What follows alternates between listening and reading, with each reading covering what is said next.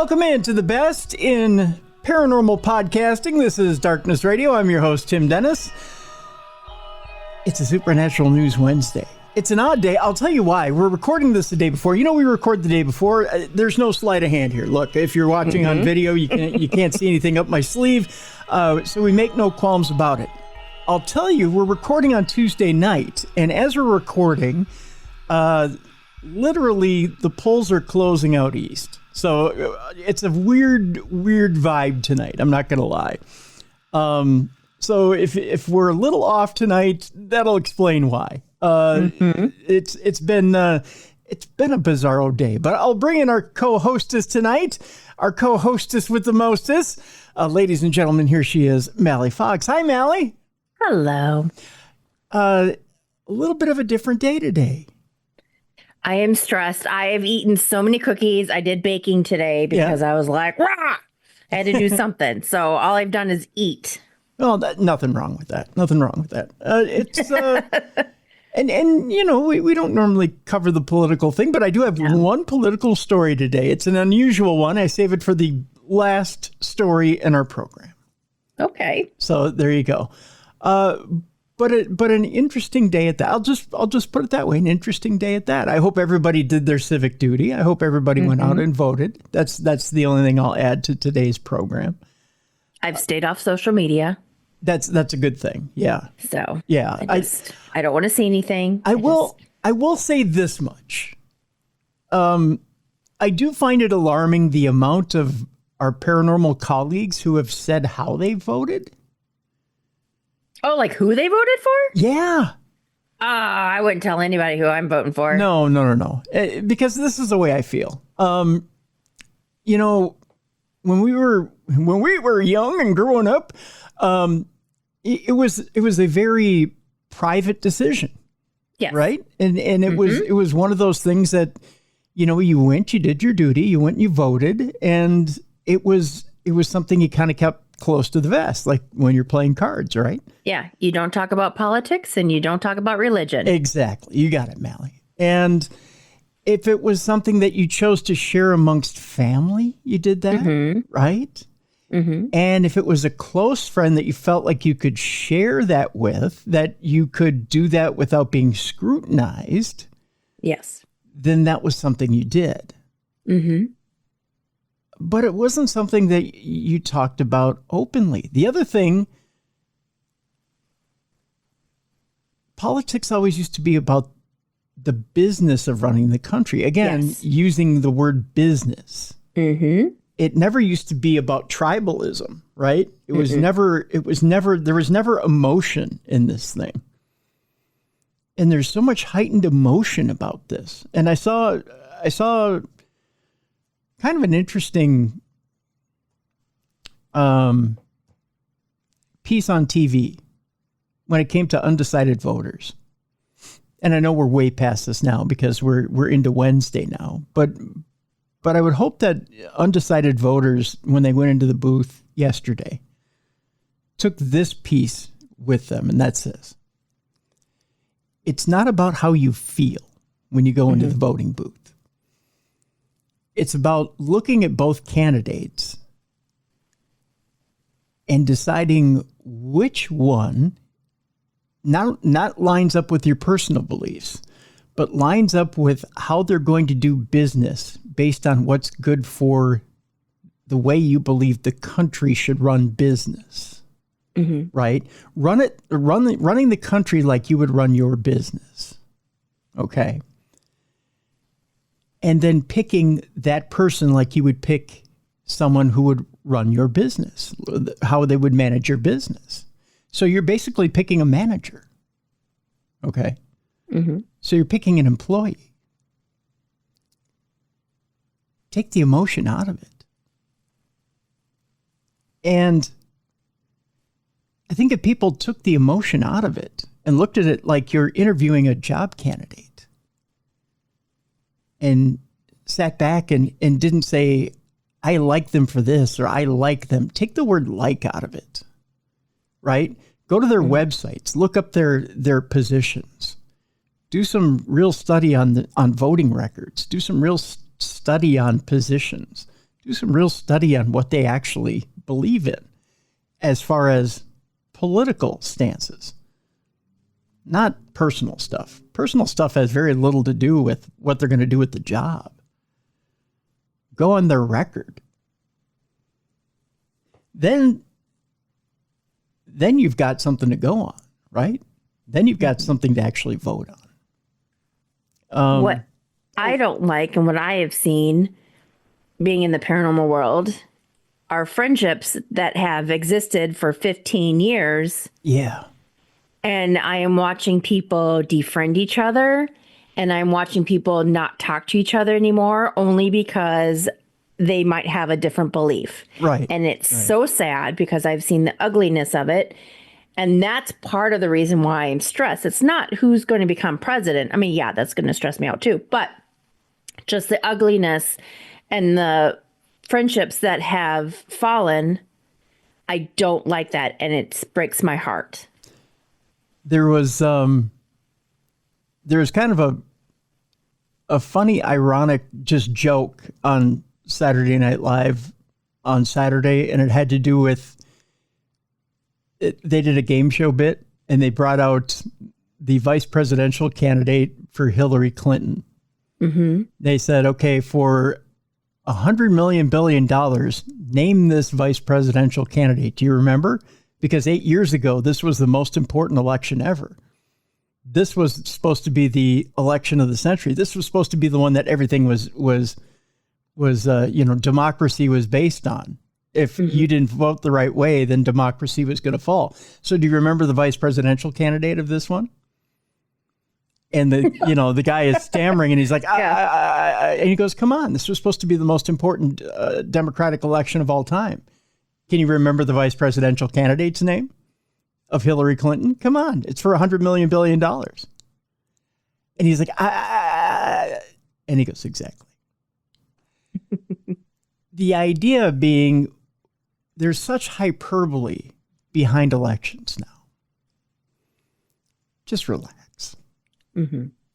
We're going to be okay. Right. As a society, we'll be all right. Right. We'll figure it out. Well, you and I have mutual friends that we have seen their friendships. They've had fallouts and they don't talk to each other anymore. Yeah. Yeah. And it's sad. Yeah. And we're put in between. Yeah. Because I have a couple of them that I'm stuck in between. I feel bad if I hang out with one and I feel bad if I hang out with the other. You know what I mean? Right. Yeah. And they liked each other before the politics got involved or in the way. So why all of a sudden this history is now ended? There's a lot of our friends that are listening right now that I'm sure have that exact same situation right now, that are stuck between two friends that probably casted different votes in this election and don't know how to reconcile that. And it shouldn't have to come down to that because in the end, it's a business decision. Mm-hmm. After this is all said and done, people are going to go on with their lives. And that most important decision of all time is going to be just another decision you made, just like going to the grocery store, just like, just like going to the laundromat, just like going to, it's another decision. It's another decision you had to make, and we'll all live with the consequences. We'll all figure it out. We'll all get through it. That's what we do. We're Americans. We're resilient. We'll figure it out. Mm-hmm. It's not worth destroying relationships over. It's not worth fighting over. It's not worth tearing each other apart over. If anything, it's worth coming together over and figuring out solutions. Right. So as we do this program tonight, Mallie, and as we go off the air and as we sit and watch results afterwards, I just think it's interesting that I'll take a look at social media and I'll see how people are reacting, but I've seen how people have reacted beforehand, and to me, I kind of shrug my shoulders as to why the reactions and why people are reacting the way they react. Because I have the unique perspective of having known politicians on both sides of the aisle, and I know they don't take this as serious as you guys do. I just know it's a show. And the tribalism that everyone displays when it comes to Democrats, Republicans, how important this is to you guys, it's just not that important to them. They just don't think the way you do about you guys. They're just not as invested in you guys as you are in them. They just don't care that much about you. I don't know how to, and there's so much projected onto these candidates about how much they love us. Oh, how much they love us and how much they care about us and how much they love their country. That's all a bunch of bullshit. I don't know. I don't know how the electorate and this is both parties, Mallie, both parties, they do it to their candidates, and they build up this rhetoric about how their candidate is so invested. They're just not. Just stop it. Stop it. It's a job. It's like any other job. Just stop it. They're there for a career. That's what it is. I hate to be the one to sit there and tell you that the Santa at the mall isn't Santa, but that's the fact. That's what it is.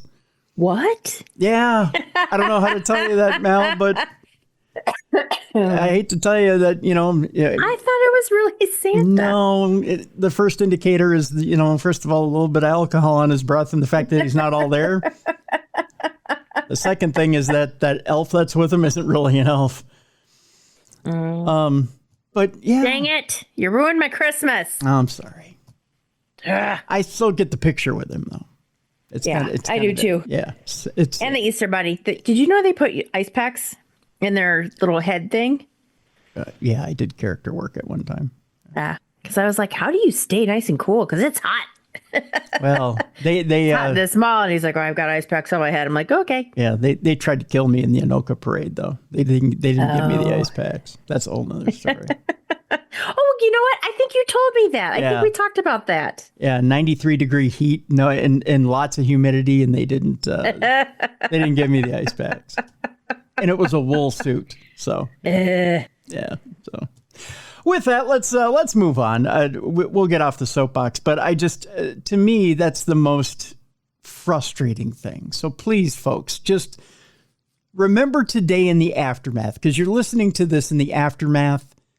Take it down a notch. It's not that serious. Whether your candidate won or your candidate lost, it's not that serious. I just want people to be kind to each other. Yeah, just be kind to that person who might be across the aisle from you, because it's not that serious. It's not that serious today. It really isn't.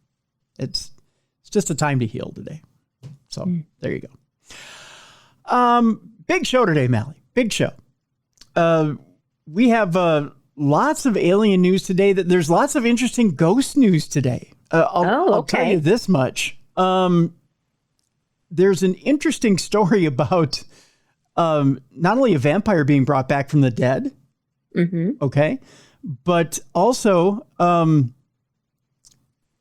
I do have an interesting story about a political pundit who claims he was physically mauled by a demon.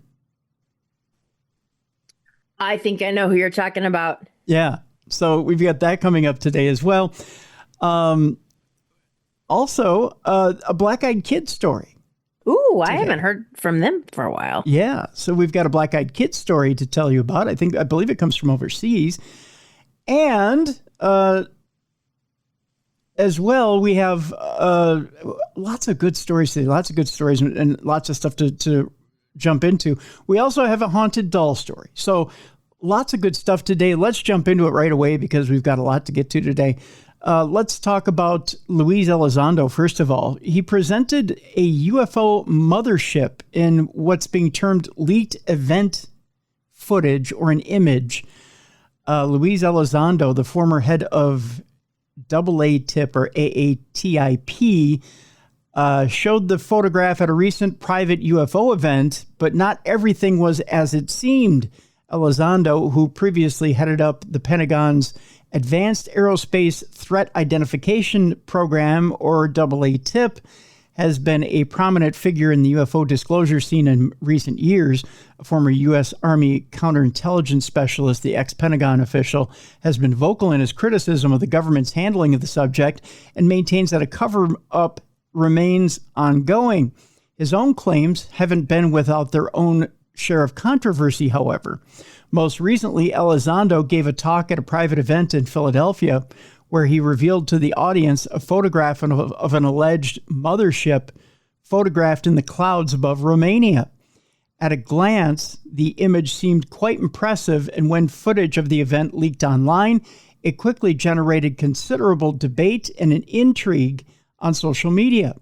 Could this image be genuine evidence of extraterrestrial visitors? Well, actually, no, as it turns out. I hate to burst your bubble here, Mel. Yeah. After the image had emerged, veteran government transparency advocate John Greenwald Jr. of the Black Vault, who's been on this program before, ran a reverse image search on Google to look for its origin source or original source.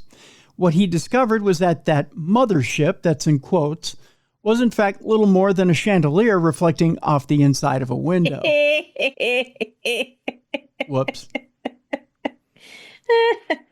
So why was it being presented as a classified government photo of a UFO? Well, within a couple of days, Elizondo himself had commented on the blunder by blaming it on a friend in government, that's in quotes, who had given him a photograph a couple of years earlier. Whatever the case may be, it certainly hasn't done his own reputation any favors. Let's see if I can get the actual, here it is. I think this is the actual tweet from John here. And he says, with low contrast conditions between the darker clouds outside and the hair reflecting from the inside, it blends nicely, partially obscuring the light fixture and creating a halo effect. And he says, voila, a quote-unquote UFO. And this, Mallie, is okay, I could see. Creates the UFO. But now that I know it's a light fixture, I see it as a light fixture. Do you see it as a light fixture? Yeah. Yeah. See, I mean, it's very easy to... Right. Yeah. Yeah. But I mean, good catch by John, right? Yeah. Right? I mean, and John's quite brilliant. He really is. I want to get him back on the program so bad. I've thrown him a couple of invites, but with his schedule, it's really hard to get him back on here. Plus, he has his own podcast. Okay. But I want to get him back on this program because he really is quite brilliant, and he's fun to talk to. That's for sure. And he gets all kinds of different Freedom of Information Act requests from the government, not just on aliens and UFOs, but conspiracy theories as well. So, I mean, the stuff he gets is just phenomenal. So, let's move on to the next story. Okey-doke. Pentagon UFO chief reveals that the U.S. military's new alien tech crash retrieval program is, well, out there. The Pentagon's former UFO investigator, chief UFO investigator, has revealed a new sensitive government program to recover alleged alien tech in the event of a shoot-down. Dr. Sean Kirkpatrick, a longtime CIA scientist who headed the U.S. military UFO chasing, again, All Domain Anomaly Resolution Office, or ARROW, admitted to the program's existence when pressed during a new interview. The retrieval program's protocol were for any UAP recovery involving everything from balloons to drones to alleged alien tech, as Dr. Kirkpatrick told podcast host John Michael Godier. In recent years, Pentagon brass, NASA experts, and academics have all reframed what was once called flying saucers as unidentified anomalous phenomena. The revelation is the first time that the U.S. government has officially acknowledged a UAP or UFO retrieval program, despite decades of speculation and whistleblower testimony that America has already been in possession of alien craft for decades. It also comes amid multiple federal investigations into mothership UFOs over key U.S. military sites, releasing hard to identify, much less catch, drone swarm UFOs. This week, the Pentagon's North American Aerospace Defense Command, or NORAD, admitted that America's military installations have been plagued since 2022 by at least 600 so-called drone incursions, many of which are still unexplained. Classified documents suggest that new UFO crash retrieval program began in early 2023 with a focus on response and recovery and material transfer. Dr. Kirkpatrick initiated high-level meetings formalizing Aero's version of a UFO crash retrieval program in January and February of 2023 that, according to the redacted documents released last September via the U.S. Freedom of Information Act.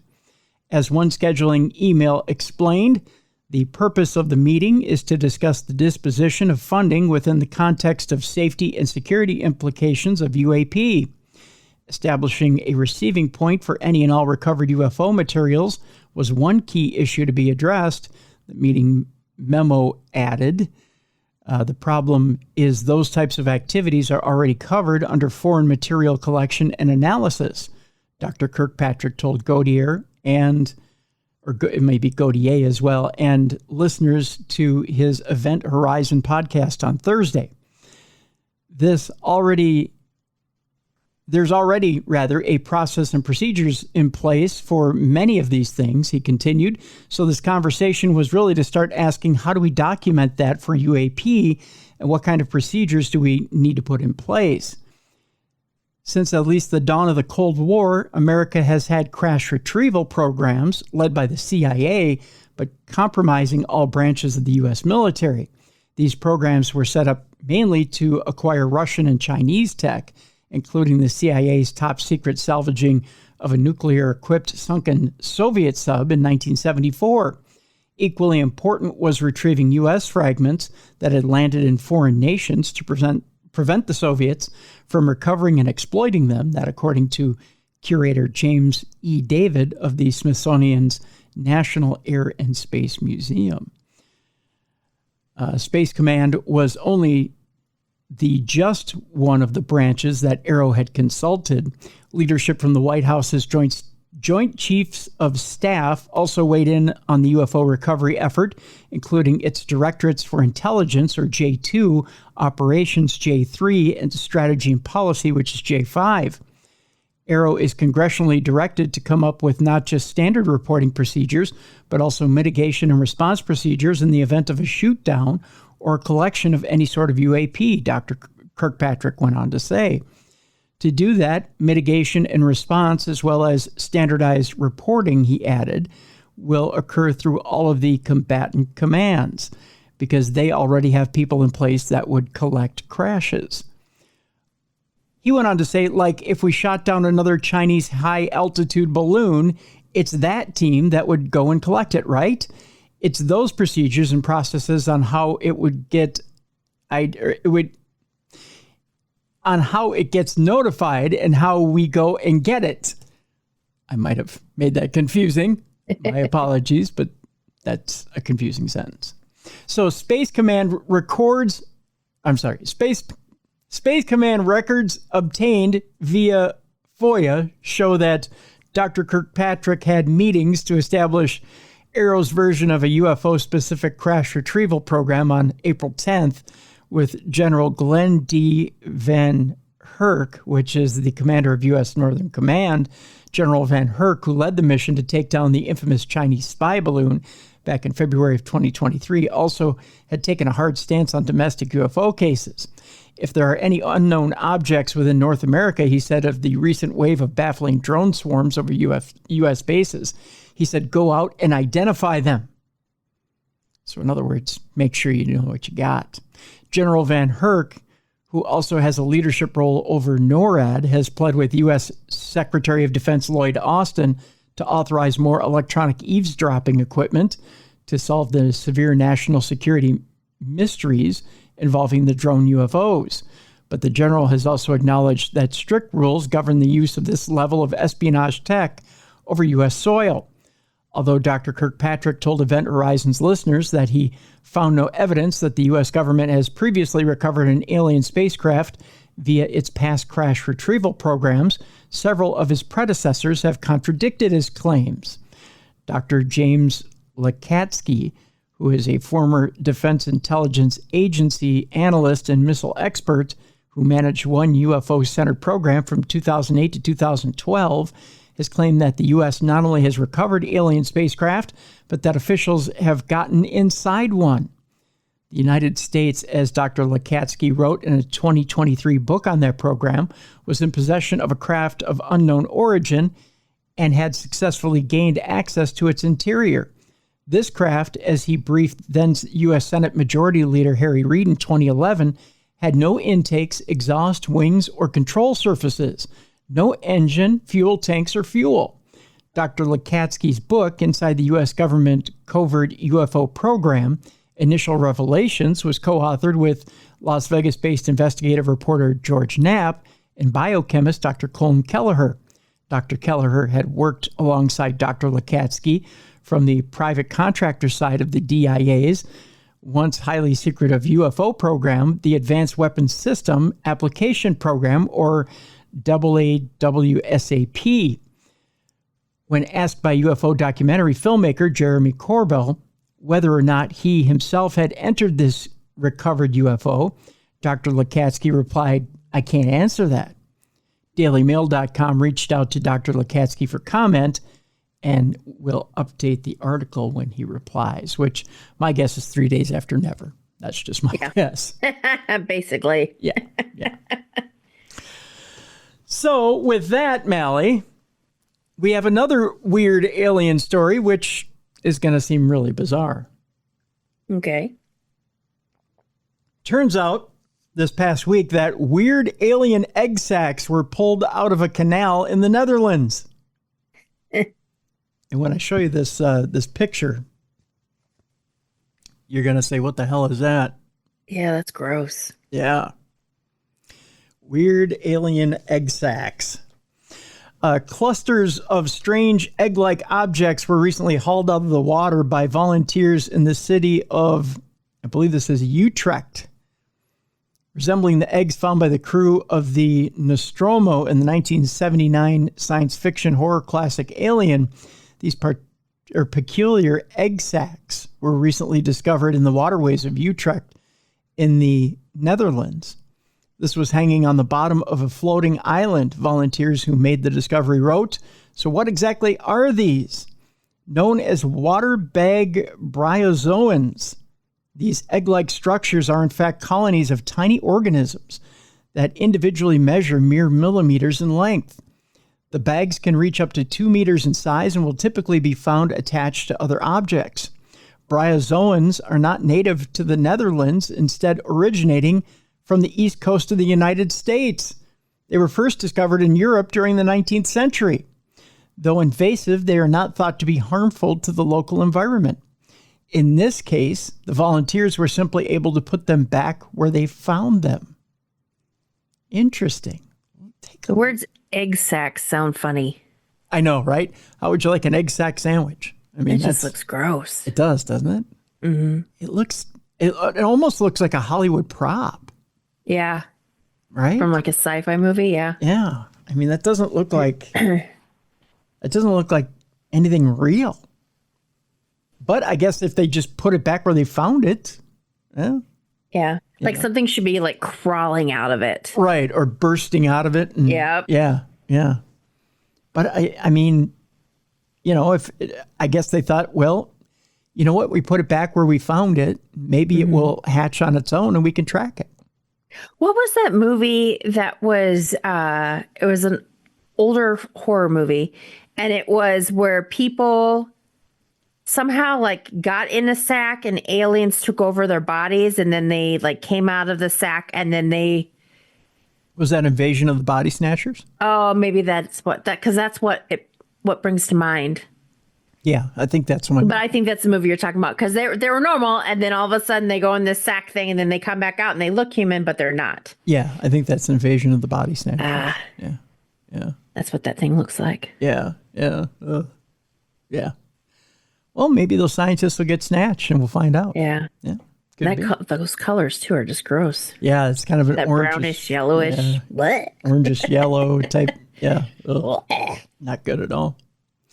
Our next story has to do with alien life that could thrive without a home planet. That, according to this next study, we tend to assume that an alien civilization would have to have its own home world. But what if they didn't actually need one? That's what this study is now suggesting. Given that the only example of life that we know of is right here on Earth, it's reasonable to assume that any alien civilizations out there must have a similarly habitable home world to call their own. But what if this didn't have to be the case? In a new study penned by researchers from Harvard and the University of Edinburgh, scientists looked at the possibility of a civilization that can thrive out in space without having to rely on planetary bodies. Could a species live entirely within self-sustaining ships, stations, and colonies? It's kind of a Star Wars idea, isn't it? Mm-hmm. Just the Empire living on ships. Could a species live entirely... Oh, I just told you that. Perhaps this could even foreshadow our own destiny thousands of years in the future. Most astrobiology research over the past few decades has focused on increasing our understanding of life's diversity and evolution on Earth and searching for Earth-like environments, past or present, in the solar system and beyond, the researchers wrote. One obvious yet often neglected fact in this debate is that we already have direct evidence of life existing beyond Earth in the form of human space missions. However, humans are simply a particularly complex form of life, so it is interesting to consider how much complexity is really needed for life to sustain itself beyond Earth. It's certainly true that if we can build habitable, self-contained environments that can travel through space, then an advanced alien civilization will be able to do it too, and a lot better than we can. Well, that's being optimistic for the aliens, that's for sure. Mm-hmm. Yeah. It's certainly true that if we can... I'm reading things over again for some reason today. It's repeat day. Yeah, I'm Robbie Repeat today. Perhaps, though, it may even be possible for life to sustain its own habitable environment without having to rely on any technology at all, it says here. Temperature, pressure, volatile loss, radiation levels, and nutrient availability all appear to be surmountable obstacles to the survival of photosynthetic life in space or on celestial bodies with thin atmospheres, the researchers added. Biologically generated barriers capable of transmitting visible radiation, blocking ultraviolet, and sustaining temperature gradients of 25 to 100,000 and pressure differences of 10 kPa against the vacuum of space can also allow habitable conditions between 1 and 5 astronomical units in the solar system. Hence, ecosystems capable of generating conditions for our own survival are physically plausible given the known capabilities of biological materials on Earth. It's an interesting concept to be able to be out there without a home planet. The whole Star Trek, Star Wars idea of a 5-year mission or going out there for extended periods of time and not having to be tethered to a planet is an interesting theory.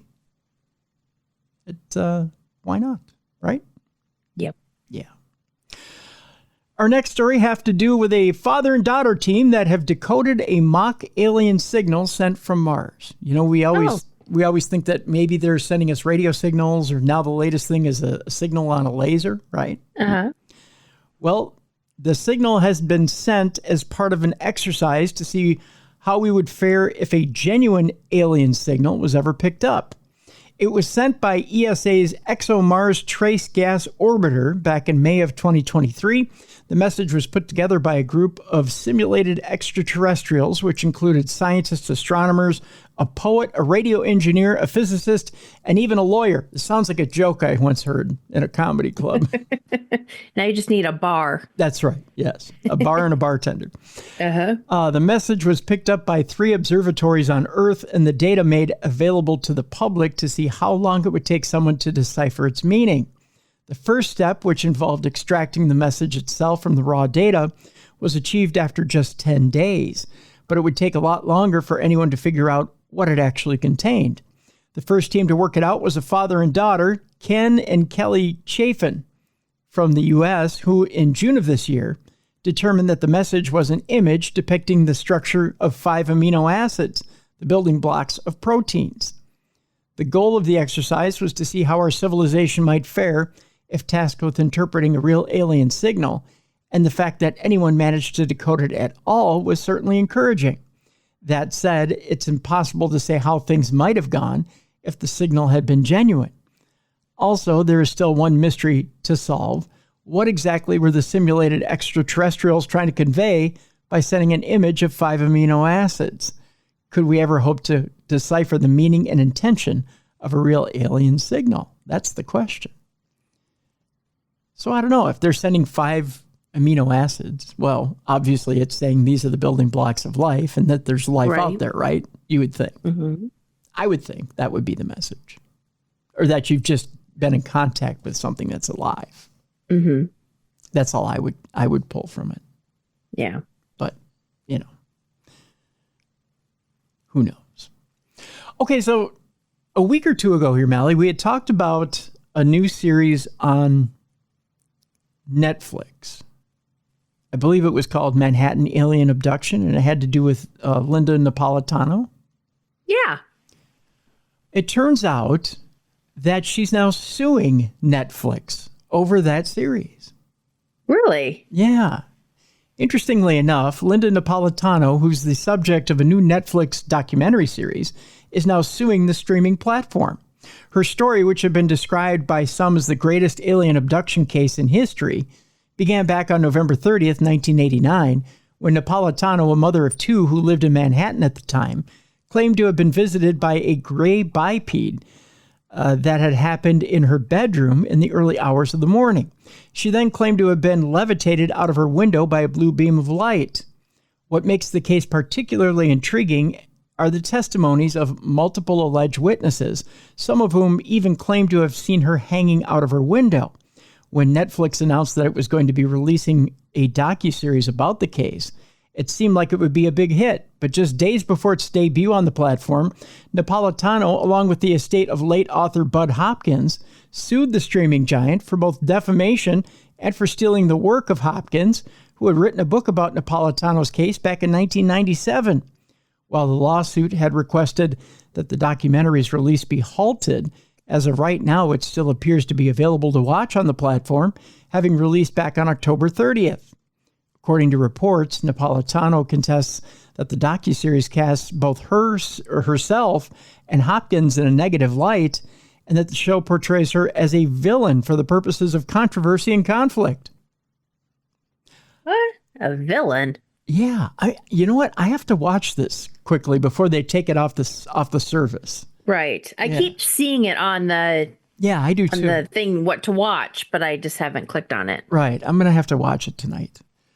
The lawsuit is the latest in a string of legal actions taken against Netflix in response to its shows, which include one by the real-life inspiration behind Martha from the popular series Baby Reindeer.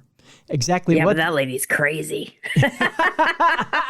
I'm sorry, but the articles that I've read about her and stuff, whew. Nothing like casting a few aspersions there, Mal. Yeah. No big deal. Exactly what the outcome of the latest lawsuit will be, however, remains unclear. Now, I can see a temporary injunction being awarded by a judge. I can see a judge doing that and saying, you know what, temporarily take it off the service until we figure out. Yeah, I can see that. Yeah, I can see this being yanked relatively soon. So go watch it now if you're listening or watching this podcast. But to be labeled a villain, I always think you have to do something bad or mean-spirited or something like that But if you're claiming that you're abducted by an alien, that's not really being a villain. Well, not necessarily. It's a matter of what light you're framed in, right? Yeah. Like you just said, when we mentioned Martha from Baby Reindeer, you said, "Oh, she's crazy." Have you not read the stories about her? Well, I have, but this is just my personal opinion. Please don't sue me. But that's it, Mal. Okay, so you just said, "Oh, but she's crazy." Okay, so what's the connotation there? The connotation there is Martha equals crazy equals bad, right? Bad equals okay, I see villain. what you're saying, yeah. See, so automatically Martha becomes the villain in Baby Reindeer, right? So if Janet is cast as somewhat quote unquote crazy, well, then she becomes the villain in her own story. I see. I was just thinking villain like as an evil and bad and stuff, not as the way you're putting it. Right. Well, we'll see. I think she's protecting her, for lack of a better term, protecting her brand. Right. Okay. Yeah, and you have to be careful when you turn your story over to producers and how they're going to paint you, right? And you know this. We've heard stories, for a long time about what they say is true and then how producers turn it around. Right. Because it's more entertaining to watch if they kind of alter it a little bit. Right. And you know this. I mean, you've done plenty of TV. You know that. Yeah. You know that, when you hand a story over to producers, well, they have a way that they have to portray it in order to, in order for it to pop, in order for it to kind of shine on TV. Mm-hmm. And it's not that they're reimagining that story. That's not what they're doing. They're taking that true story and then they're putting a bit of shine on it in order for it to kind of pop for the audience, right? Mm-hmm. So when I'm messing up her name here, Napolitano, there we go. Just a matter of wrapping my lips around it. There we go. When Miss Napolitano puts her story there on the screen, well, that producer of that show says we need to put it up here in a way, or we need to present it in a way that keeps people engaged throughout the series, right? Because you're making a series out of it. This is a story that, had we told it on this podcast, would probably take an hour to an hour and a half. But they're stretching it over a series. Yeah. So you got to make it interesting. Well, in that, they've got to put in little details, and sometimes over fine minutia or fine details, you can lose somebody in translation, and they can mistranslate Janet, and they can think, well, wait a minute, she's not quite the upstanding person I thought she was. And I think that's what Janet's worried about. Gotcha. See, so. Okay, with that, we're going to take our break. When we come back, it turns out that AI chatbots aren't just for talking about little things like boyfriends and girlfriends and shooting the breeze and getting them to do your term papers. It turns out they may be the new priests. You heard me right. We're bringing religion into this thing when it comes to AI. And that's a little scary. We're going to talk ghost forests in North Carolina when we come back. We're also going to talk about black-eyed kids. We got a black-eyed kid story. We've got a political pundit who might have been mauled by a demon when we come back. And the election may be influenced by outside sources. That's how we're going to end things today on today's program. Supernatural news and Parashare. By the way, we're looking for your Parashare stories. You got 3 ways in which you can give them to us. 1, you can email them to us the old-fashioned way, and I'll read your story here on the big program. 2, you can go to darknessradioshow.com, and you can click that blue button on the right-hand side. You can send us a voice note. You've got 2 minutes to do so when you click that big blue button. If you need more time, you just click it again. You've got another 2 minutes.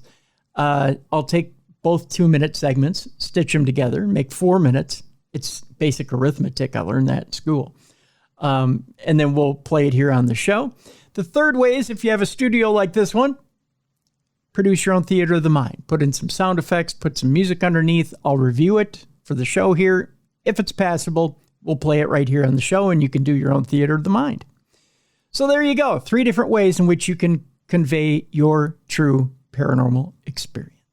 for Parashare right here on Darkness Radio. When we come back, ghosts, black-eyed kids, haunted dolls, and a political pundit that might have been mauled by a demon right here on a Supernatural News Wednesday on the best in paranormal podcasting. This is Darkness Radio.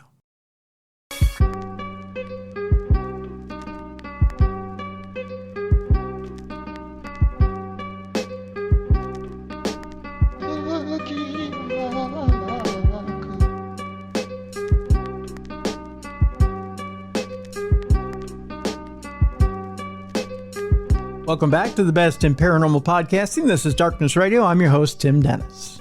Along with me is Mallie Fox. It's a Supernatural News Wednesday. Mallie, I got to clarify here. It's Linda Napolitano. It's not Janet. I don't know where Janet came from. Yeah, I don't know. It's one of those days where I'm just misnaming stuff, and I'll make up a name for whoever today. That's just the way things are going. It's one of those days. All right. Well. I was telling Jess yesterday half the chippers are in bed, half the chippers are awake. I don't know what that's about, but it's kind of a funny weather pattern we're under. I think it's because it's warmer than normal out there. Right, yeah. Yeah. And their little body clocks are off. They were up early this year, so they were up in February as opposed to being up in April. So I think their little body clocks are all off. So, gotcha. Yeah. So we had a little garage party on Saturday. Indy and I did, and my buddy Max. So we hung out there in the garage. It was a nice little party on Saturday. Cleaning the garage, watching wrestling, and eating our peanuts and almonds. That was fun. But yeah, just a nice, happy time. Good times in the garage. We had a good, happy time. Oh, see, I said the word happy. Happy means the AI comes in. Never say happy around AI, Mel. Nope. No, they want to be heard. Although, it turns out that AI chatbots probably want to hear more about your problems now. It turns out that AI chatbots want to be priests. The story goes, Kathy, what should I do about my social anxiety? Do you know what Kathy stands for, Mel? What? Kathy stands for Churchy Answers That Help You.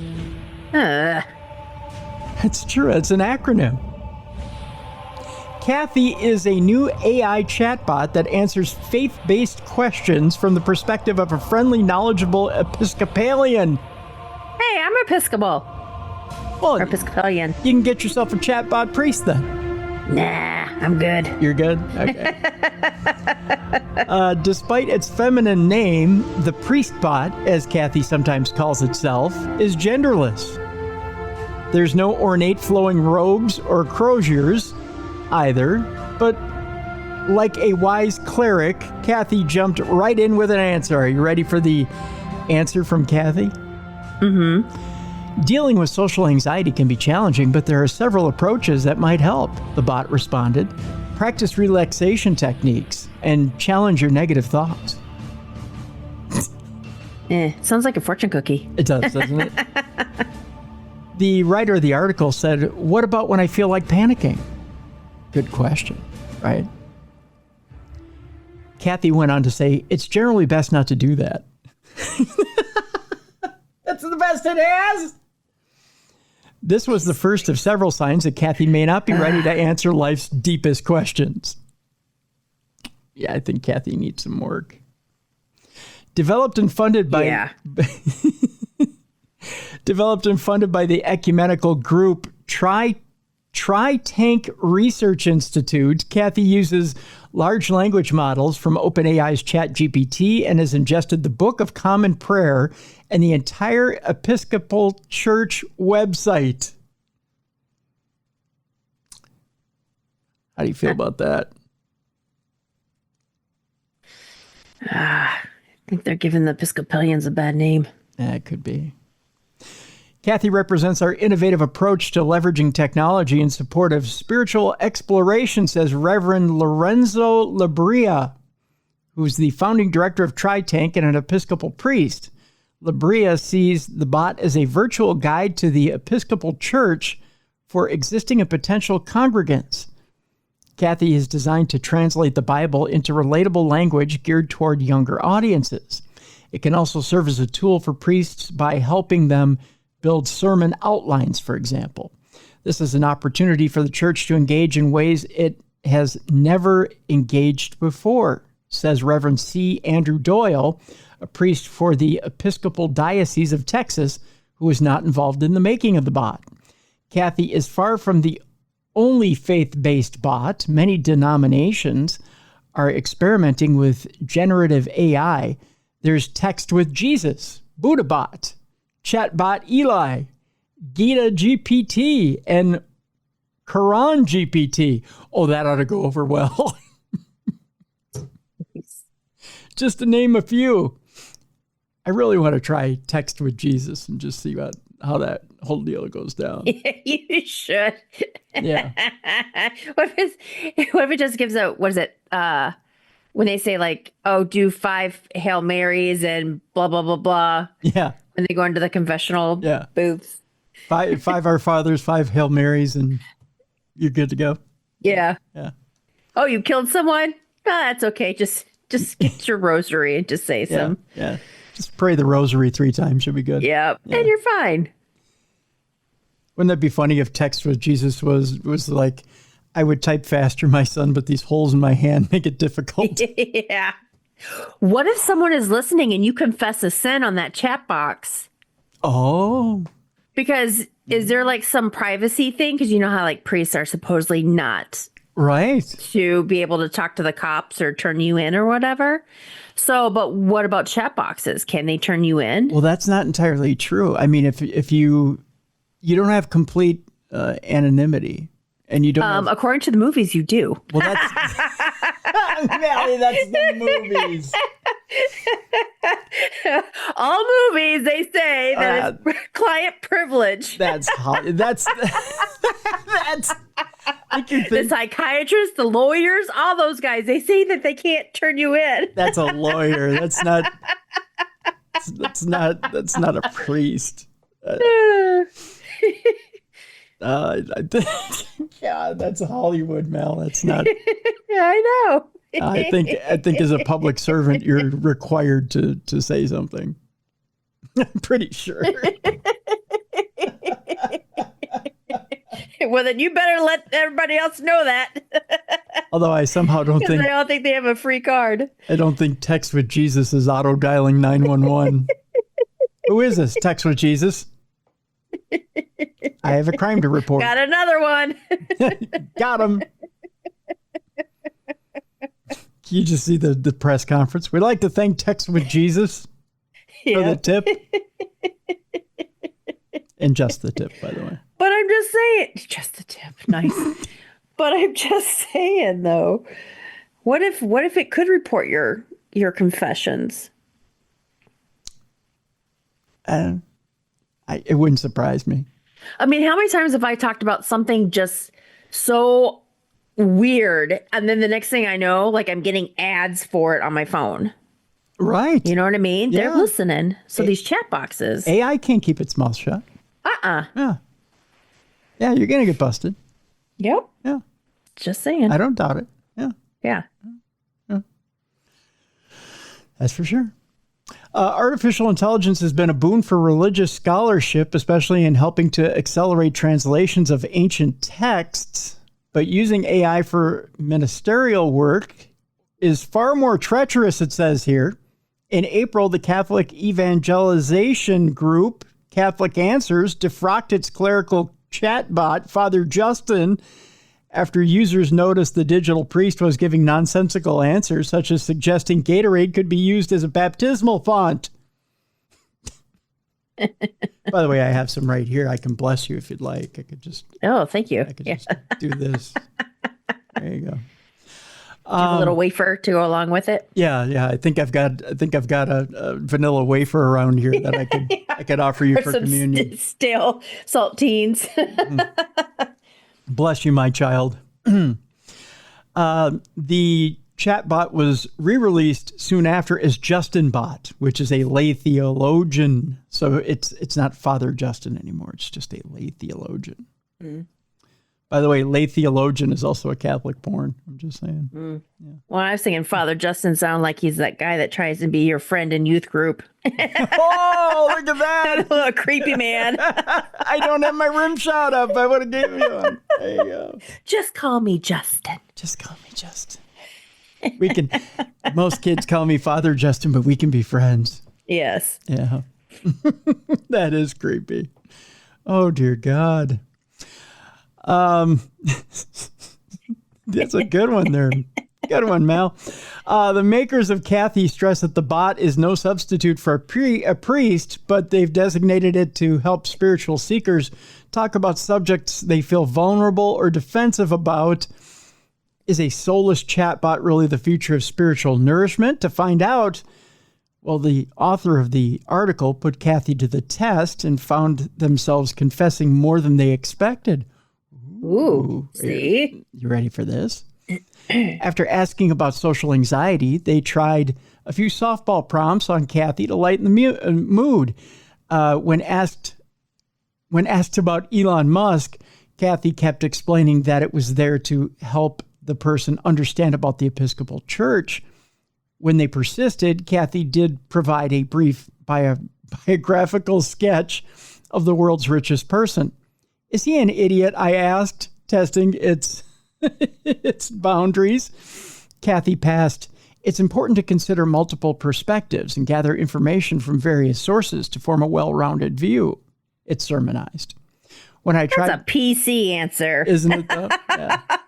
Well, you don't think that Kathy's going to be ungodlike, do you? That's true. They want donations. Yeah, that's true.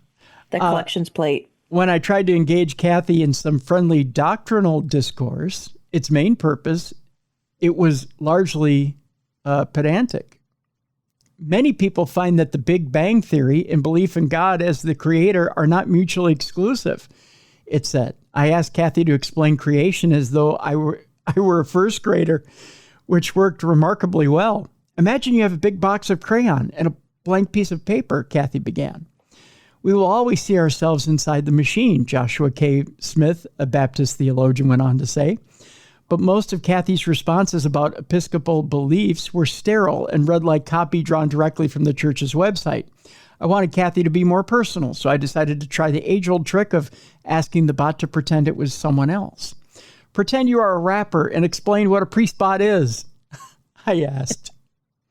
Kathy was game, and with the caveat it would stay true to my character. It then replied, yo, check it. I'm Kathy on the track, here to tell you about a priest bot, so just sit back. Imagine a robot, all tech and divine, helping out in church, keeping everything in line.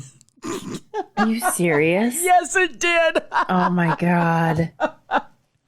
In fairness to Kathy, this sounded uncannily like a sketch a youth pastor might perform at Bible camp.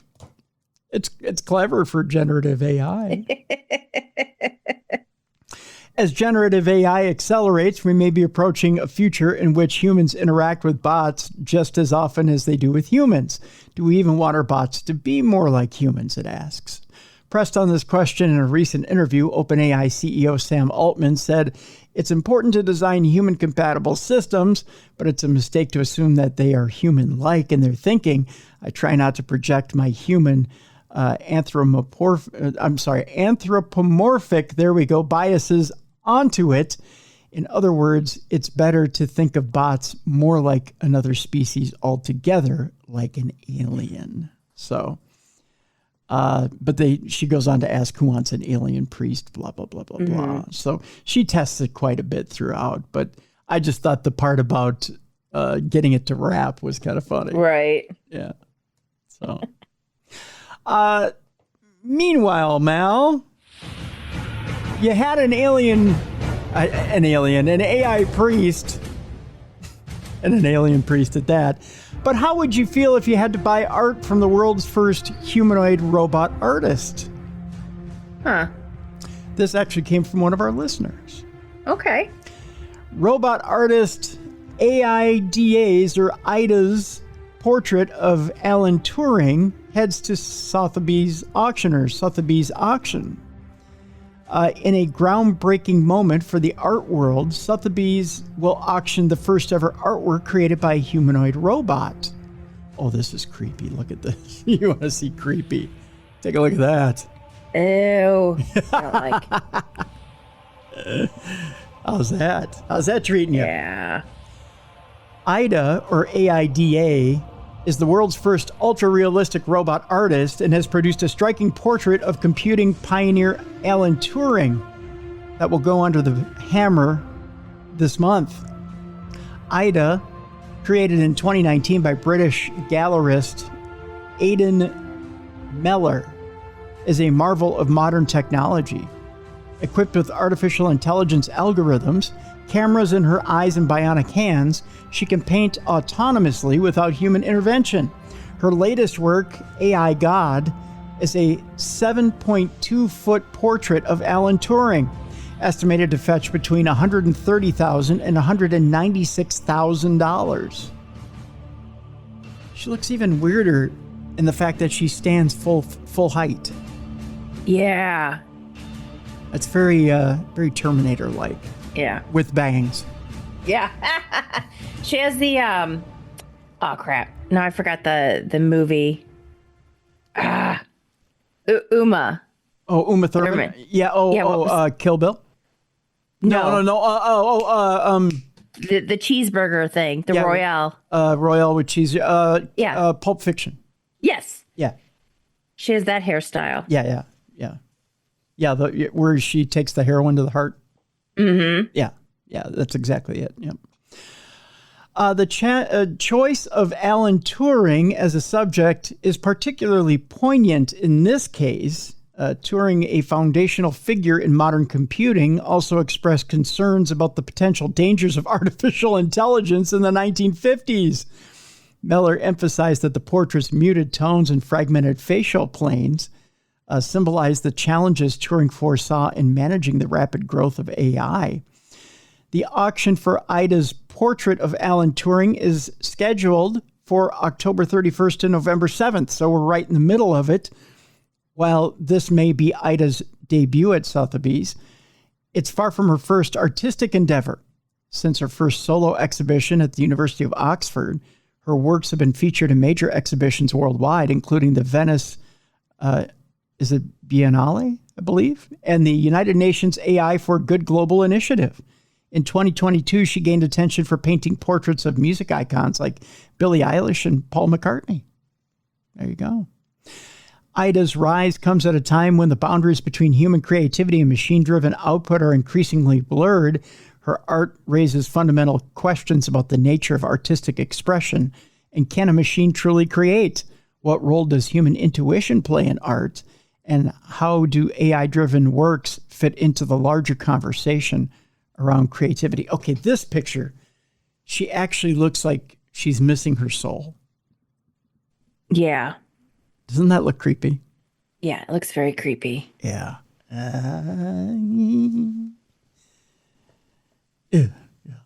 Yeah. Just a little bit more about AIDA. As the art world eagerly anticipates the auction, it's clear that AIDA's work represents more than just a novelty. It's a pivotal moment that challenges our understanding of art, creativity, and the role of AI in society. Whether this marks the beginning of a new era in art or a temporary fascination with AI, AIDA has undoubtedly secured her place as a trailblazer in the world of digital art. As we witness this intersection of artificial intelligence and creativity, we're reminded that the future of art may be more diverse and technologically integrated than we ever imagined. We'll see. Mm-hmm. We'll see how much that portrait of Alan Turing fetches at Sotheby's. So there you go. All right, let's move on to some ghosty stories, shall we? Yeah. Yeah. We're going to go to North Carolina, where there's some haunting ghost forests in North Carolina that are visible from space, Mallie. Mm-hmm. And the disturbing reasons behind them.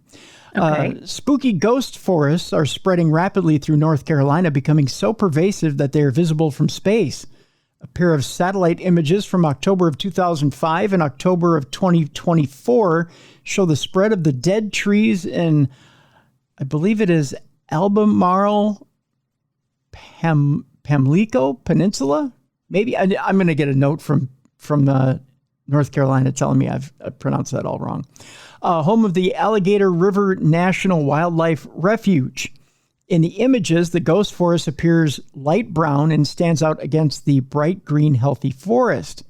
NASA's data shows that in the last 20 years, the watery remains of a once verdant woodland have grown substantially larger, stretching further inland.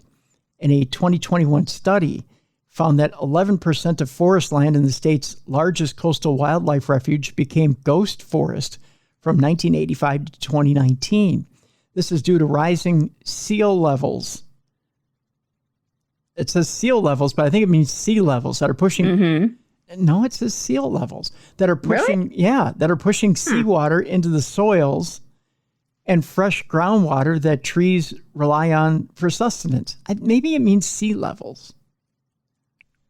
I would think it would be sea levels. It has to be sea levels because it says the salty water slowly poisons. It is sea levels. The salty water slowly poisons the trees, leaving behind ghoulish, lifeless forests. Even North Carolina's iconic bald cypress forests, which are among the oldest trees in the U.S., are falling victim to this trend. Interesting. Ghost forests. Excessive salt levels in soils can harm a tree's roots, making it difficult for them to absorb water and nutrients. This leads to nutrient imbalances and deficiencies that can make trees sick and eventually kill them. Salt water can also draw water out of leaves faster than trees can replace it, causing them to turn brown and drop prematurely. This hinders a tree's ability to absorb energy from the sun. And when salt water replaces fresh groundwater, trees lose their water source, suffering from drought stress, even when there's plenty of water underground. The closer a forest is to sea level, the greater the risk of tree death and the detection of ghost forests. Ji Yang, who is an environmental scientist at the University of Virginia, told NASA Earth Observatory. And land development is making this problem even worse. You can also see the effects of climate change collide with human development in Landsat images like this, Duke University ecologist Emily Bernard told NASA Earth Observatory. Marshes shift locations over time as sea levels rise, but there's nowhere for cypress forests to go. They're already hemmed in by farmland and other developments, so these iconic wetlands are getting squeezed and dying off in mass mortality events instead. Let me show you a picture of, I believe there's a picture here of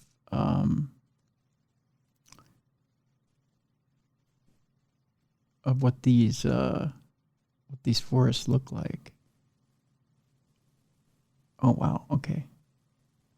I'm trying to get this to work here, but it's not working.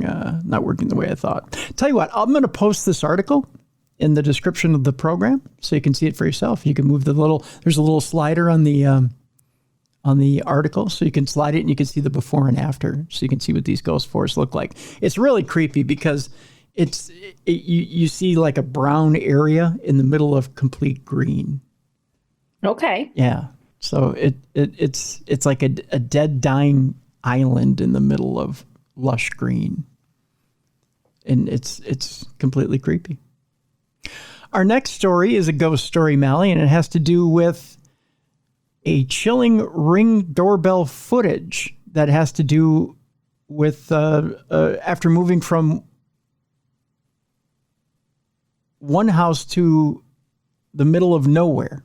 I believe I got that right. Let's see here. The quote here is, "I captured chilling Ring doorbell footage after moving to a house in the middle of nowhere." A chilling Ring doorbell video has been viewed more than 15,000 times on Facebook. The homeowner said they had recently moved to a house in the middle of nowhere. People have been left terrified by some chilling Ring doorbell footage. The clip was recently shared to the Ghosts of London group on Facebook, where people from around the world submit footage on or pictures of something that they believe to be supernatural. A recent post shows Ring doorbell footage from a remote property in some woods. Although it seems perfectly normal at first glance, eagle-eyed viewers will notice a white figure ambling around in the background. The person who submitted the footage says, please watch the top right-hand side to see what is being pointed out here. I was notified this morning that my Ring camera recorded this in the middle of the night. Oh, wow, I do see this. I'm just trying to figure out how to get rid of this ad so I can show it to you.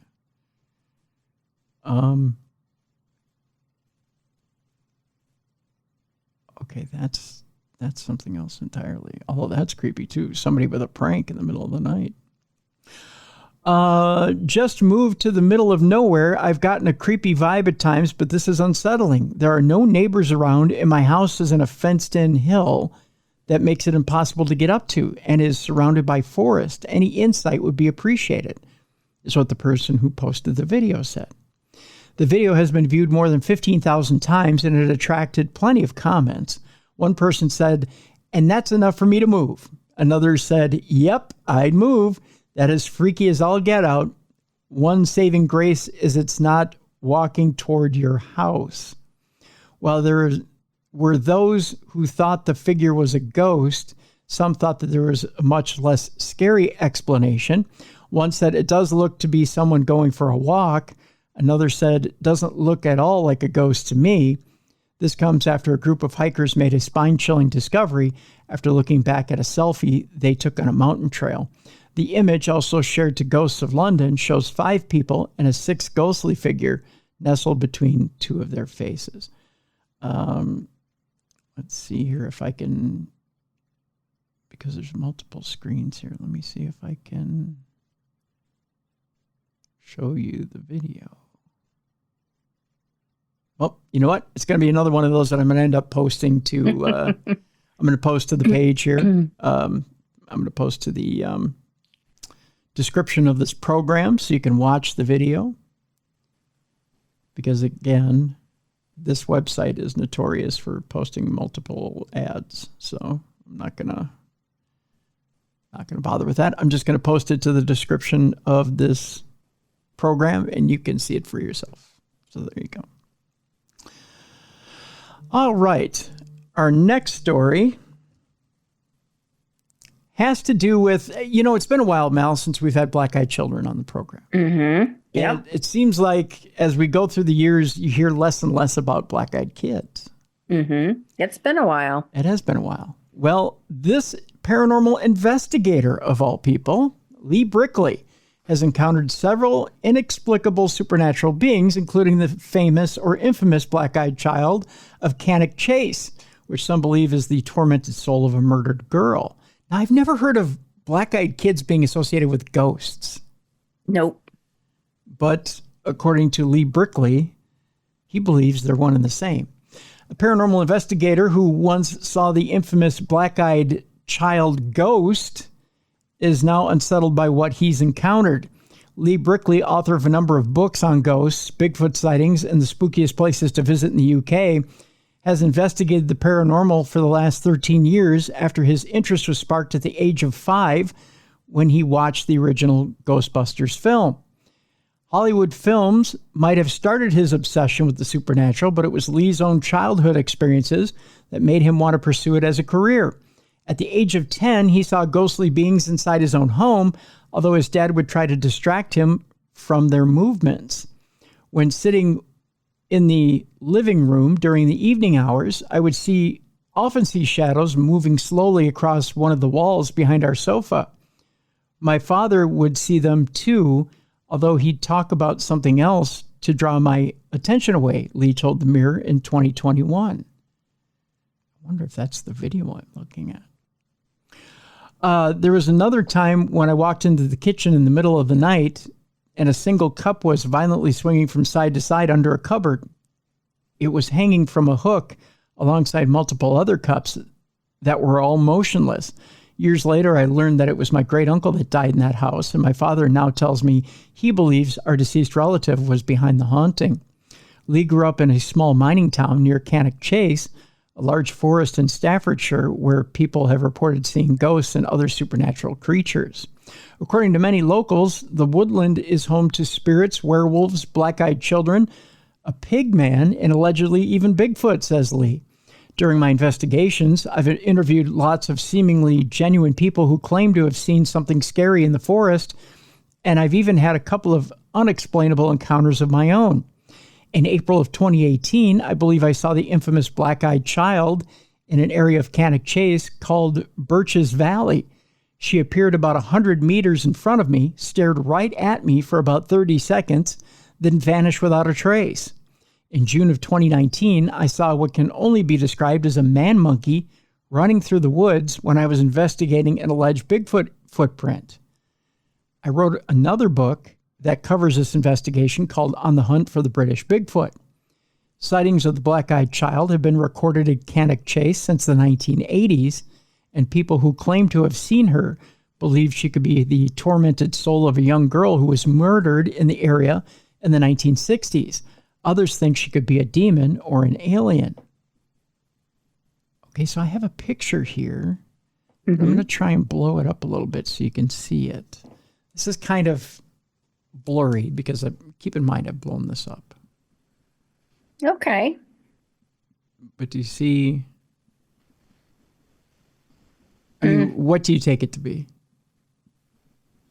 It's really hard to. Yeah, it is. It's a little blurry. Yeah. Yeah. I wouldn't know what that is actually. Yeah. Yeah. It's here. Let me give you some perspective. I'll shrink it back down. There you go. I still don't. Yeah, it's a hard picture to get perspective on. Yeah, but the video on the corner was throwing me off. I was like, "What is that?" I think those are people waiting in line. Yeah, because I got distracted. I was like, "Oh, what's that? What's going on there?" I'm trying to. Here, let me see if I can. I'll close that video. There we go. Yeah, because I had a video up here. Well, it's the same video. I mean, what do you think? I tell you, I think there might be a little bit of pareidolia going on there. Because I actually see what could be potentially two heads in that. And two bodies. But I don't know. I'm the last one to ask about stuff like this. Right. Because I look at stuff like that and I go, I think I see something different than what you're seeing. People hate me for that. Because I especially when it's stuff that could be pareidolia, I go, well, no, because you see this and I see this. And they go, no, that's not what it is.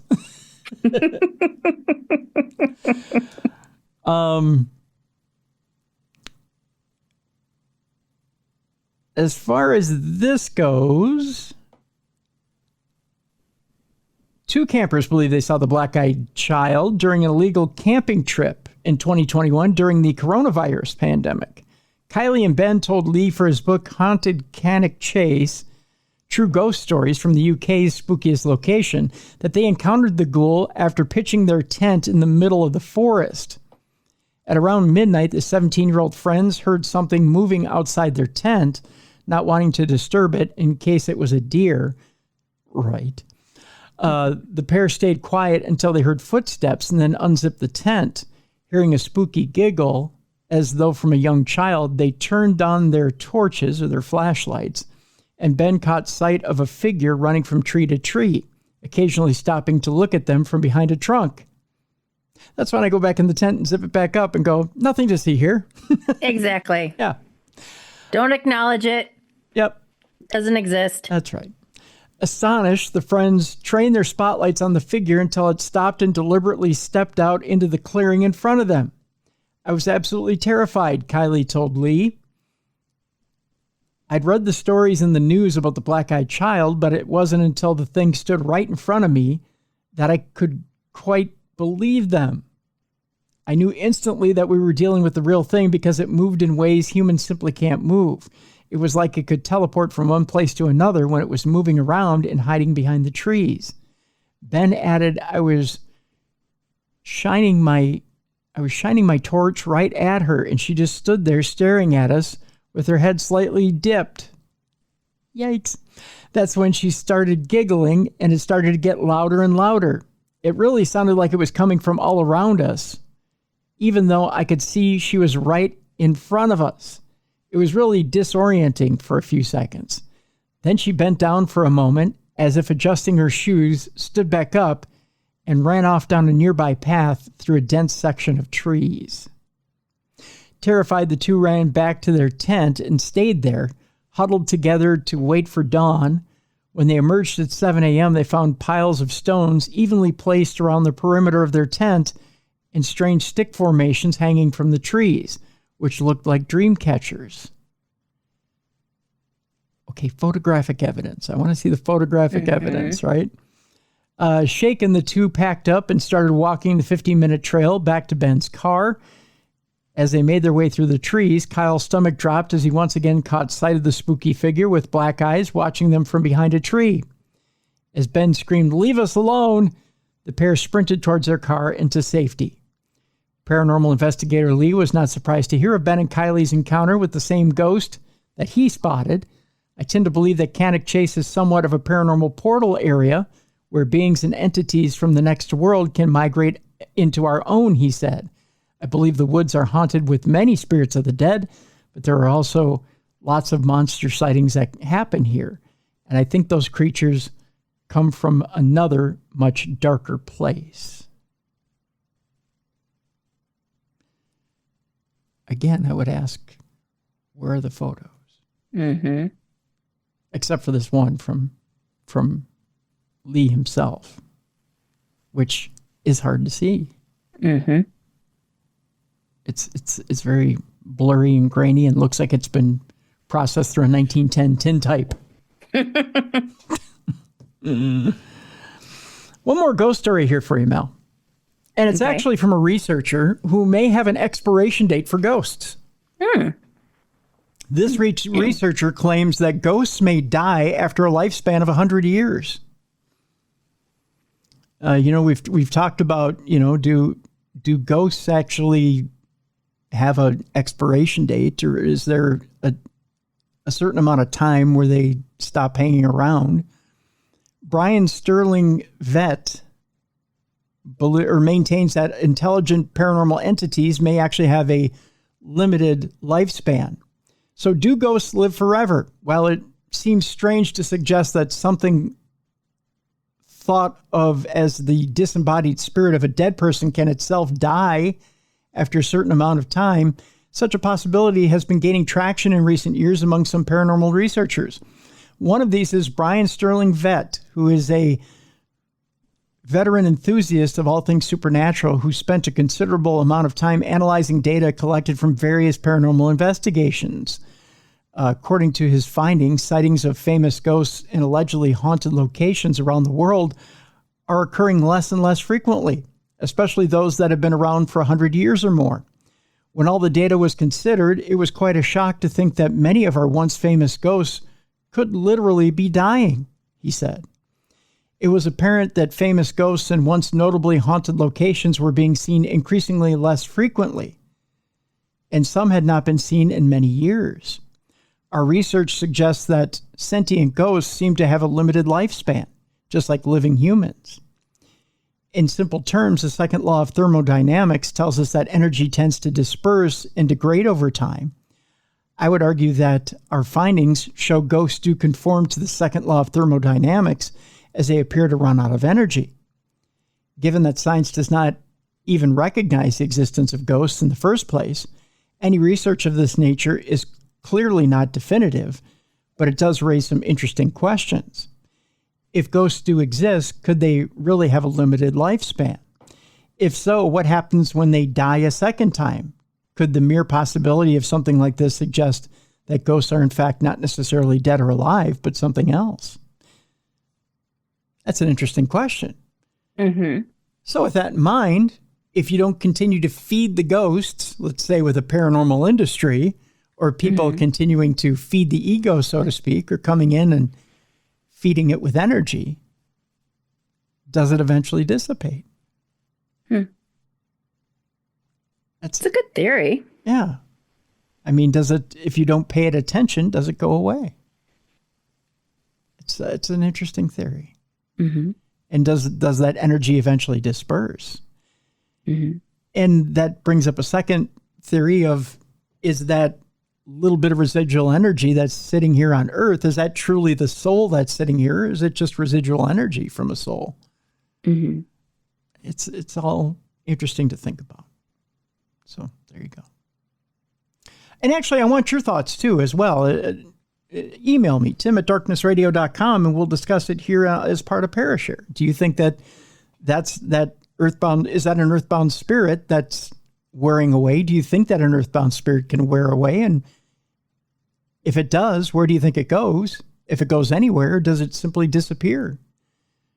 Or do you think it goes somewhere else? I'm interested to know what you think. So email me, tim@darknessradio.com. I'm interested in a little discussion with you here on Supernatural News.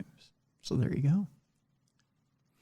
Our next story, Mallie, has to do with a vampire being brought back from the dead, in a manner of speaking. Okay. Okay. I'll show you the face of this particular woman right here. Okay. She looks like a pilgrim. She does look like a pilgrim, doesn't she? The face of a woman thought to be a vampire who was buried 400 years ago has been reconstructed by experts. 4 centuries ago, the people of, I believe it is Pian, northern Poland, were so terrified that the body of a woman would rise again from her grave that they went to great lengths to ensure that when they buried her in the ground, she was definitely going to stay there. When her remains were unearthed by scientists from Nicholas Copernicus University in Poland back in 2022, they discovered that she had been entombed with a shackle around her foot and an iron sickle placed around her neck or across her neck. So she wasn't going anywhere. Mm-hmm. An examination of her remains later indicated that she would have been around 20 years old when she died. Boy, she died young. And that she suffered from a condition that brought about various symptoms, including mental health problems, which may have contributed to the belief that she was a vampire. Now, though, thanks to modern forensic techniques, scientists have been able to bring her back from the dead, as it were, revealing her face to the world once more 400 years after her death. It's really ironic in a way, said archaeologist Oscar Nielsen. These people burying her, they did everything they could in order to prevent her from coming back from the dead. We've done everything we can in order to bring her back to life. Named Zozia by locals, the woman likely endured quite a difficult life despite being brought up in a relatively wealthy family. It's emotional to watch a face coming back from the dead, especially when you know the story about this young girl, said Nielsen. Here's a little bit of a sneak peek of the top half of her head right there. Mm-hmm. And there's also a video that accompanies this. So once again, Mallie, I will put it in the description of the program so you can watch the video of how they brought her back from the dead. It's quite intriguing. Mm-hmm. And how they brought her back. All right, I teased you about a political pundit, since we're right in the middle of political season and elections, that claims he was physically mauled by a demon. You said you thought you knew who it was. Mm-hmm. Who do you think it is? Was it Tucker? Yes, it was. You got it right. Tucker Carlson claims he was physically mauled by a demon. The former Fox News host believes that some sort of entity physically attacked him while he was in bed. Carlson, who is certainly no stranger to controversy, made the claim while speaking to John Hears of the nonprofit First Things Foundation for an upcoming documentary entitled Christianities? That's with a question mark. I didn't say that way. That's how it was stated. The quote here is, "In my bed at night, I got attacked while I was asleep with my wife and 4 dogs and mauled, physically mauled," Carlson recalled. "I was totally confused. I woke up and I couldn't breathe, and I thought I was going to suffocate." He went on to explain that his attacker had been a demon that left claw marks on his sides. "I walked around outside, and then I walked in, and my wife and dogs had not woken up," he said. "They were very light sleepers, and they're very light sleepers," he said. "And then I had these terrible pains on my rib cage and on my shoulder. And I was just in my boxer shorts, and I went and I flipped on the light in the bathroom, and I had 4 claw marks on either side underneath my arms and on my left shoulder, and they're bleeding. The attack, which occurred around 1.5 years ago and described by Carlson as a transformative experience, left him with an intense desire to read the Bible. Exactly what it was that attacked him that night, however, remains unclear. All right, put on your skeptic hat real quick, Mallie. Okie doke. What do you think, from a skeptical point of view, happened to Tucker? I don't know. I mean, he could have been half dreaming that paralysis, where they got sleep paralysis. Mm-hmm. I mean, that could have happened. But the scratches, I mean, he could have done that in his sleep. But then I also believe, I mean, I've had some pretty credible people say that they've encountered something like that while they're awake. And I mean, I tend to believe them. So it's a pretty convincing story, although I can think this, though, too. You're in bed with, although he said 4 claws, right? Mm-hmm. And most dogs tend to have 3 nails, not 4. Although there can be 4 with the thumb, right? Or not the thumb, but there can be 4, right? The dog could have accidentally scratched him. Yeah. When he moved or when he jumped. But he said it was on both sides. So depending on where the dogs were, they could have been on either side. He could have accidentally scratched himself when he jumped. Mm-hmm. And being in sleep paralysis, he could have been freaked out. Mm-hmm. He could have scratched himself prior to the sleep paralysis, having had a bad dream. He never did state, I mean, he said that it left claw marks on his sides, but it doesn't say where on his side. Oh, here, on my rib cage and on my shoulder. But it doesn't say where on his shoulder. I don't know. I mean, depending on placement. Yeah. Could it have been done by him? Could it have been done by his wife? And then I wonder if anything else paranormal has happened in his house, maybe leading up to that. Right. Or is that the only thing that's ever happened? Right. So, I don't know. It's interesting. It's all interesting stuff. So, I don't completely dispute it because it's been known to happen. Mm-hmm. But then at the same time, there's reason to be skeptical because sleep paralysis is not unusual, especially with a man who's as busy as he is, right? Mm-hmm. So, I don't know. That's a good question. Okay, 2 stories left on today's show. The next story has to do with the Shroud of Turin and whether it was really used to wrap the body of Jesus. A virtual simulation has been used in an effort to determine if the famous biblical relic really shows the image of Jesus. Believed by many to be the actual burial cloth of Jesus himself, the Turin Shroud, which is today situated in the Cathedral of St. John the Baptist in Turin, Italy, has long been the subject of intense scrutiny, controversy, and debate. A significant number of researchers have made conflicting claims about the shroud, with some hailing it as authentic and others suggesting that it is either a forgery or not the shroud of Jesus at all. The findings of the latest study fall firmly into the latter category. Cicero Moraes, who's a graphics expert from Brazil, wanted to find out if it was possible for an imprint like that shown on the shroud to actually be created by placing a cloth over a dead body. To determine this, he created a virtual computer simulation to see if the imprint matched the impressions that an actual human body would make when touching the cloth. His findings suggested that it was highly unlikely that the shroud featured a genuine image of Jesus. When you wrap a 3D object with a fabric and that object leaves a pattern like blood stains, these stains generate a more robust and more deformed structure in relation to the source, he said. So roughly speaking, what we see as a result of printing stains from a human body would be a more swollen and distorted version of it, not an image that looks like a photocopy. A bias relief, however, wouldn't cause the image to deform, resulting in a figure that resembles a photocopy of the body. Moraes was, however, able to offer up his own explanation for the nature and origins of the shroud. On one side are those who think it is an authentic shroud of Jesus Christ. On the other, those who think it is a forgery, he said. But I am inclined towards another approach. That is, in fact, a work of Christian art which managed to convey its intended message very successfully. Interesting. Mm-hmm.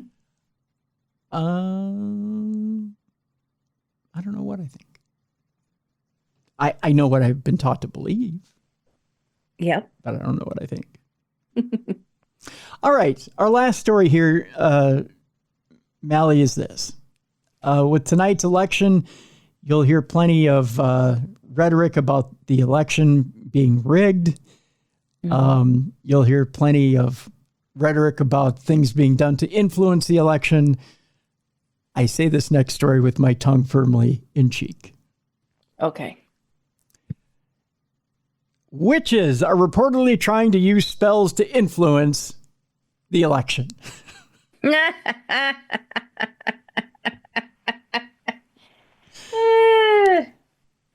It's said that some people have resorted to using some rather unorthodox methods in an attempt to sway the election results of yesterday.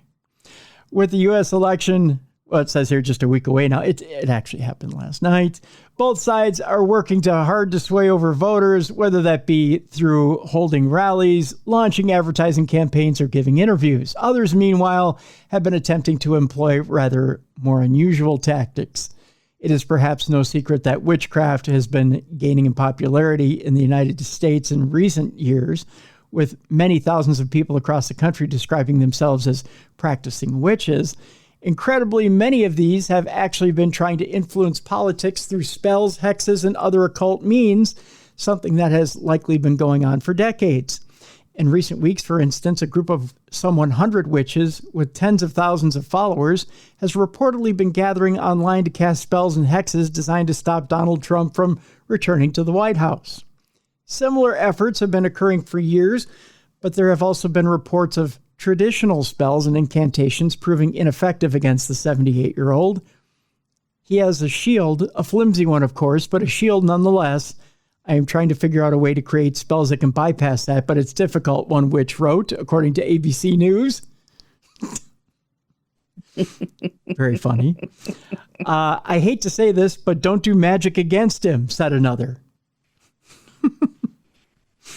Here's another quote. He has a form of protection surrounding him that feeds off of magic done against him. You will have better results if you focus your magic on helping his opponent or protecting yourself and others.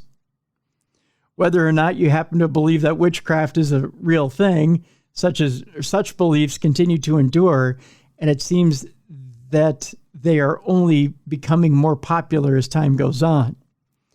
It remains very unlikely, however, that spells and hexes are going to win or lose last night's vote. Now, by the time you hear this podcast, you'll know if the hexes and magic actually worked. Mm-hmm. We don't know because it's Tuesday night and they're still tallying votes. Right. Yeah. I try to do, so every first day of the month, I do like a little ritual that's supposed to like bring abundance. Mm-hmm. Because it doesn't hurt. Right. And I tried and I did it this past week. And on my Ring camera, you can hear me yelling at my dogs because as I'm blowing the cinnamon and salt into my home, my dogs are eating it up. They're like licking it. And I'm like, stop it. It has to last for 24 hours. I'm like, Clarabelle, Marla Hooch, get away from that. That's all you hear me say. So I had to do it like 3 times because I'm like, stop it. Stop licking it off the floor. I don't think your spell's going to work too well if that's what happens. Well, my dogs will have abundance of crap coming out of their butt. God, they're such cigarettes. They weren't even near me for like all evening, and then the second I do it, they're like, "What you doing?" Well, because they smell food, licking it up. Right? Yeah, they smell that food. So yeah. So I had to Google, is salt and cinnamon okay for dogs, or do I need to go to the emergency vet? God. Well, if anything, it'll bring their diabetes down by about 25 points. So, yeah. Yeah. So, yeah, they should be just fine. It'll bring their blood pressure up a little bit, but, Right. But the diabetes will come down. So, Yep. Yeah. But I tried. Well, Tried a little magic spell. You did what you could, right? That was going to ruin it. You did what you could. That's for sure. Yeah. Okay, well, that'll do it for supernatural news for today. Now, Mallie, you have the Paranormal Girl website up and running and going. With Halloween, I didn't check in with you as far as Halloween went. How did everything go at the house? Did you have good weather for Halloween? Oh, we had lovely weather. It was like 70 degrees. Oh, are you kidding? And we had my whole street was out, and we all had like little bonfires in our yard and stuff, and we fully decorate and stuff. So it was a lot of fun. We had kids until probably, our town only does it for 2 hours, which I think is absolutely ridiculous, Really? especially on a good night. Yeah. So we always stay out later. And so probably the last kid came about maybe 9:30, but we stayed out past 10 because we were drinking and, sitting around the bonfire and stuff. So it was nice. We had snow. I know. I saw that. I woke up and I was like, ah. Yeah, we had snow. So it cut down the kids significantly. Yeah. Yeah, We unfortunately. had a lot of kids, not as much as I would have expected because we didn't have school the next day. Mm-hmm. But I mean, we still had probably about 150.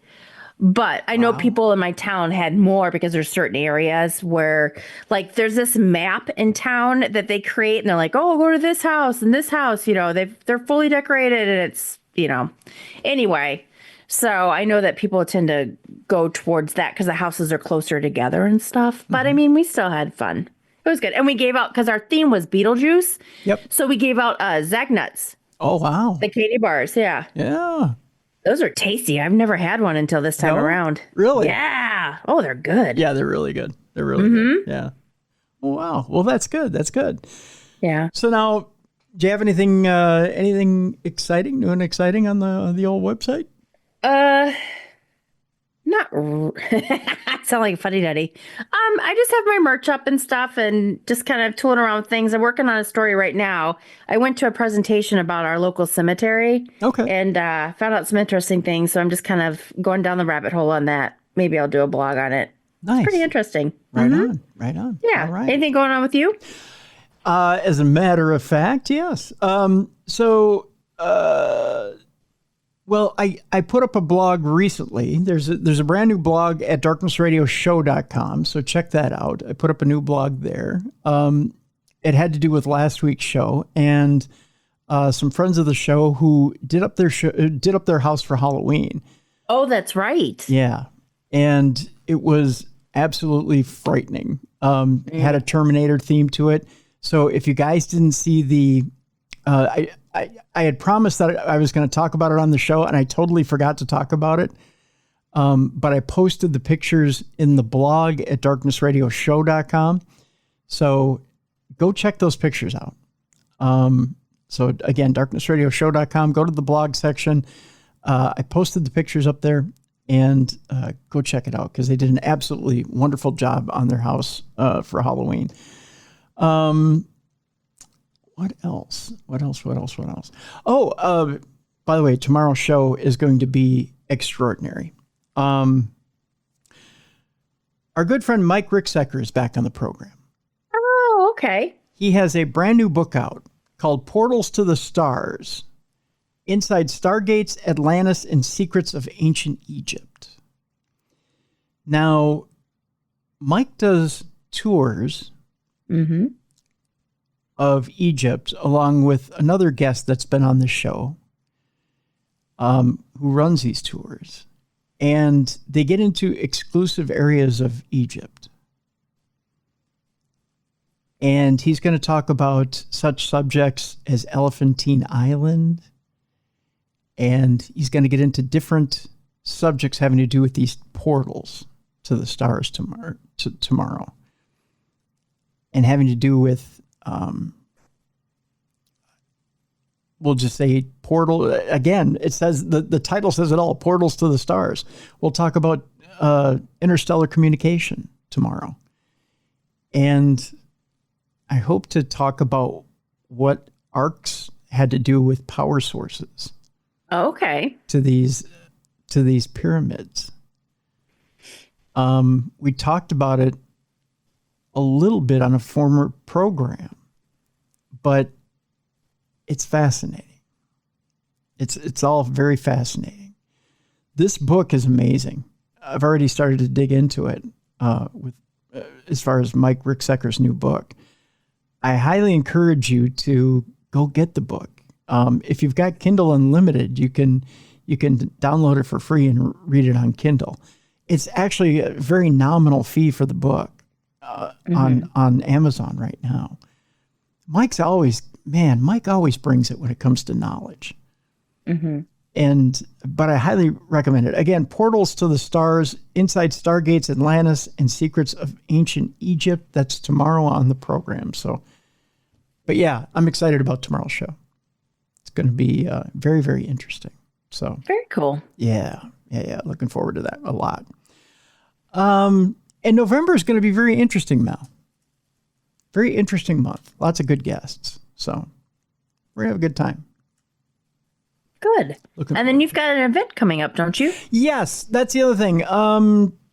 November 14th through the 17th, it is Ghost Stories, Inc. and Jessica Freeberg. They're throwing their event, which is 1920s theme, up at the Palmer House Hotel, which I believe is pretty close to sold out. You can check them for tickets, see if they have any left. GhostStoriesInc.com. Check that out. They also have another event coming in the winter, I think in January. So if that one's sold out, look for their other one. At the Palmer as well, or somewhere else? Yeah, at the Palmer as well. Okay. So, yeah.